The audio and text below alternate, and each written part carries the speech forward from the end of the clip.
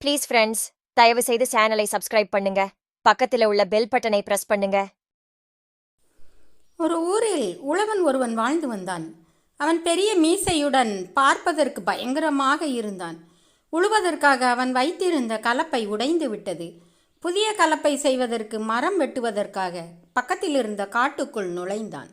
அங்கிருந்த பெரிய மரம் ஒன்றை தேர்ந்தெடுத்தான். நல்ல வைரம் பாய்ந்த மரம், இதில் கலப்பை செய்தால் நீண்ட காலம் உழைக்கும் என்று சொல்லிக்கொண்டே கோடாரியால் அதை வெட்ட துவங்கினான். அந்த மரத்தில் பேய்கள் நிறைய இருந்தன. அந்த மரத்தை வெட்டுவதைக் கண்டு அவை பயந்து நடுங்கின. மரத்தை விட்டு கீழே இறங்கிய எல்லா பேய்களும் அவன் காலில் விழுந்தன. பேய்களை கண்ட அவனுக்கு அச்சத்தால் மூச்சே நின்றுவிடும் போல இருந்தது. என்ன நடக்கப் போகின்றதோ என்று நடுங்கியபடியே இருந்தான். கிளப்பேய் ஒன்று, ஐயா, இந்த மரத்தில் நாங்கள் பரம்பரையாக வாழ்ந்து வருகின்றோம். எதற்காக இதை நீங்கள் வெட்டுகின்றீர்கள்? எங்களுக்கு வாழ்வு கொடுங்கள் என்று கெஞ்சியது. இதை கேட்டதும் அவனுக்கு போன உயிர் திரும்பி வந்தது. தன் நடுக்கத்தை மறைத்து கொண்டான். பேய்களை பார்த்து அதிகார குரலில், நிலத்தில் எள் விதைக்க வேண்டும். புதிய கலப்பை செய்வதற்காக இந்த மரத்தை வெட்டுகின்றேன். நீங்கள் என் காலில் விழுந்ததால் பிழைத்தீர்கள். இல்லையேல் உங்களையெல்லாம் ஒழித்திருப்பேன். என் வீட்டு தோட்டத்தில் 10 பேய்களை கட்டி வைத்திருக்கின்றேன் என்று கதையளந்தான் அவன். ஐயா, மரத்தை வெட்டாதீர்கள். நாங்கள் வேறு எங்கே போவோம்? எங்கள் மீது இரக்கம் காட்டுங்கள் என்று எல்லா பேய்களும் அவன் காலை பிடித்து கொண்டு அழுதன. கலப்பை இல்லாமல் நான் என்ன செய்வேன்? என்னிடம் இரக்கத்தை எதிர்பார்க்காதீர்கள். மரத்தை வெட்டியே தீருவேன் என்றான் அவன். கிளப்பேய் அவனை பார்த்து, ஐயா, உங்கள் நிலத்தில் ஓராண்டிற்கு எவ்வளவு எள் விளைகின்றது என்று கேட்டது. 50 மூட்டை எள் என்று சொன்னான் அவன். ஆண்டிற்கு 100 மூட்டைகள் எள் நாங்கள் தருகின்றோம்.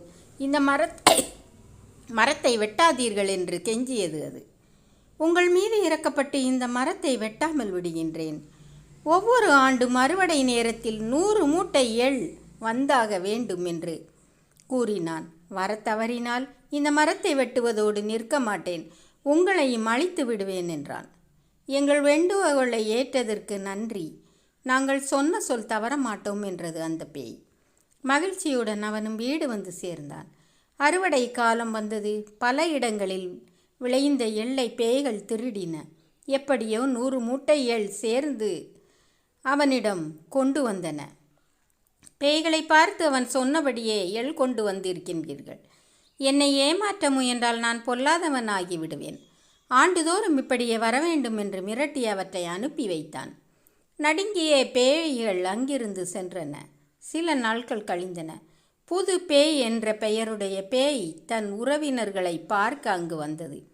எல்லா பேய்களும் இளைத்து துரும்பாக இருப்பதை கண்டது. சென்ற ஆண்டு உங்களை பார்த்தேன், மகிழ்ச்சியாக இருந்தீர்கள். இன்றோ மெலிந்து சோகத்துடன் காட்சி அளிக்கின்றீர்கள். என்ன நடந்தது சொல்லுங்கள் என்று கேட்டது அந்த பேய். நடந்தது அனைத்தையும் சொன்னது ஒரு பேய். 100 மூட்டை எள்ளை தேடி அலைவதிலேயே எங்கள் காலம் கழிகின்றது என்று எல்லா பேய்களும் வருத்தத்துடன் சொல்லின. புது பேயால் சிரிப்பை அடக்க முடியவில்லை. நீங்கள் இவ்வளவு முட்டாள்களா? நாம் பேய்கள் அல்லவா? நமக்குத்தான் மனிதர்கள் பயப்பட வேண்டும். நாம் அவர்களுக்கு பயப்படலாமா என்று கேட்டது. அவன் சாதாரண மனிதன் அல்ல. எத்தனையோ பெரிய பேய்களை வீட்டில் கட்டி வைத்து இருக்கின்றான். எதற்கும் மஞ்சாத முரடன். அதனால்தான் 100 மூட்டை எள் தர ஒப்புக்கொண்டோம் என்றது ஒரு பேய். போயும் போயும் ஒரு மனிதனுக்காக அஞ்சுகின்றீர்களா? வெட்கம் வெட்கம். இன்றே அவனை கொன்றுவிட்டு திரும்புகின்றேன் என்று புறப்பட்டது அந்த புது பேய். வேண்டாம், நாங்கள் சொல்லுவதை கேள். நீ அவனிடம் மாட்டிக்கொண்டு துன்பப்படப் போகின்றாய் என்று மற்ற பேய்கள் எச்சரித்தன. உழவனின் வீட்டிற்கு சென்றது அந்த புது பேய். வாய்ப்பை எதிர்பார்த்து மாட்டுத் தொழுவத்தில் பதுங்கி இருந்தது அது. வெளியூரில் இருந்து வாங்கி வந்த பல மாடுகள் அங்கே கட்டப்பட்டு இருந்தன. புது பேய் என்ற ஊரில் வாங்கிய மாடும் அவற்றுள் ஒன்று. அது முரட்டு மாடாக இருந்தது. புதிய மாடுகளுக்கு அடையாளம் தெரிவதற்காக சூடு வைக்க நினைத்தான் அவன். தன் வேலைக்காரனை பார்த்து, டேய், அந்த புது பேயை இழுத்து வந்து கட்டு. பழுக்க காய்ச்சிய இரும்பு துண்டால் பெரிய சூடு போட வேண்டும். வெளியூர் என்பதால் நம்மை பற்றி தெரியாமல் ஆட்டம் போடுகின்றது. சூடு போட்டவுடன் அதுவும் இங்குள்ளவைகளைப் போல ஆகிவிடும்.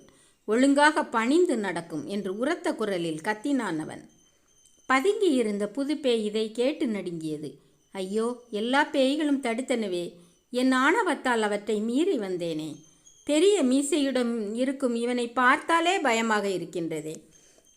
சிறிதும் இரக்கம் இல்லாதவனைப் போல தோன்றுகின்றான். நாம் நன்றாக மாட்டிக்கொண்டோம், தப்பிக்க வழியே இல்லை. நமக்கு பெரிய சூடு போடத்தான் போகின்றான், என்ன செய்வது என்று குழம்பியது அது. மாட்டை கட்டுவதற்காக உழவன் பெரிய கயிற்றுடன் வந்தான். அவன் கால்களில் விழுந்த புதுப்பேய், ஐயா, என்னை மன்னித்து விடுங்கள், தெரியாமல் நான் இங்கு வந்து விட்டேன், எனக்கு சூடு போட்டு விடாதீர்கள் என்று கெஞ்சியது. தன் நடுக்கத்தை மறைத்து கொண்ட அவன், என் எதிரில் வர உனக்கு என்ன துணிச்சல், உன்னை என்ன செய்கின்றேன் பார் என்று கோபத்துடன் கத்தினான் அவன். இவனிடமிருந்து எப்படி தப்பிப்பது என்று சிந்தித்து அந்த பேய், எல்லா பேய்களும் என்னை உங்களிடம் அனுப்பி வைத்தன என்று பொய்யை சொன்னது. எதற்காக அனுப்பினார்கள், உண்மையை சொல், இல்லையேல் உன்னை தொலைத்து விடுவேன் என்று இடிக்குரலில் முழங்கினான் அவன். பேய்கள் உங்களுக்கு ஆண்டுதோறும் 100 மூட்டை எள் தருகின்றன. நீங்கள் அவற்றை எண்ணெய் ஆக்குவதற்கு ஏன் துன்பப்பட வேண்டும்? எள்ளுக்கு பதில் 100 பீப்பாய் எண்ணெய் தருவதாக அவை முடிவு எடுத்தன. உங்களுக்கு எள் வேண்டுமா, எண்ணெய் வேண்டுமா? இதை தெரிந்து வருவதற்காக என்னை அனுப்பி வைத்தன. உங்களுக்கு என்ன வேண்டும் சொல்லுங்கள் என்று நடுங்கியபடியே கேட்டது. இனிமேல் எனக்கு எள் வேண்டாம், எண்ணெயாகவே தாருங்கள். ஏதேனும் தவறு நடக்குமானால் உங்கள் அனைவரையும் தொலைத்து விடுவேன், ஓடு என்று விரட்டியிட்டான் அவன். எப்படியோ தப்பித்தோம் பிழைத்தோம் என்று ஒரே ஓட்டமாக ஓடியது அந்த பேய். மூச்சு வாங்க காட்டை அடைந்தது. அதன் நிலையை பார்த்த மற்ற பேய்களும் என்ன நடந்திருக்கும் என்பது புரிந்தது. என்ன புது பேயே, வீரம் பேசிவிட்டு சென்றாயே, அவனை கொன்று விட்டாயா என்று கேலியாக கேட்டது ஒரு பேய்.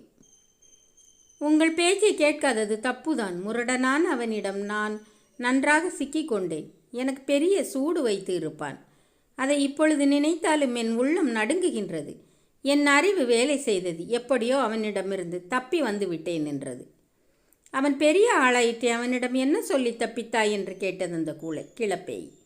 100 மூட்டை எள்ளாக தருவதா அல்லது 100 பீப்பாய் எண்ணெயாக தருவதா என்று கேட்டு வர நீங்கள் அனுப்பியதாக சொன்னேன். அவனும் இனிமேல் 100 பீப்பாய் எண்ணெயே தருமாறு கட்டளையிட்டான் என்று நடந்ததை சொன்னது புது பேய். என்ன காரியம் செய்து விட்டாய்? 100 மூட்டை எள்ளை கொடுத்துவிட்டு நிம்மதியாக இருந்தோம். இனிமேல் 100 பீப்பாய் எண்ணெய் தருவதாக சொல்லிவிட்டு வந்திருக்கின்றாய். எவ்வளவு எண்ணெய் சேர்ப்பதற்காக நாங்கள் தூக்கம் இல்லாமல் துன்பப்பட வேண்டும்? நாங்கள் தடுத்தும் நீ கேட்கவில்லையே, இனி என்ன செய்வது என்று வருத்தத்துடன் புலம்பின அங்கிருந்த பேய்கள். எல்லா பேய்களும் தங்கள் தலைவிதியை நொந்து கொண்டன. ஆண்டுதோறும் உழவனுக்கு 100 பீப்பாய் எண்ணெயை தந்து வந்தன. தன் அறிவு கூர்மை தன்னை காப்பாற்றியது.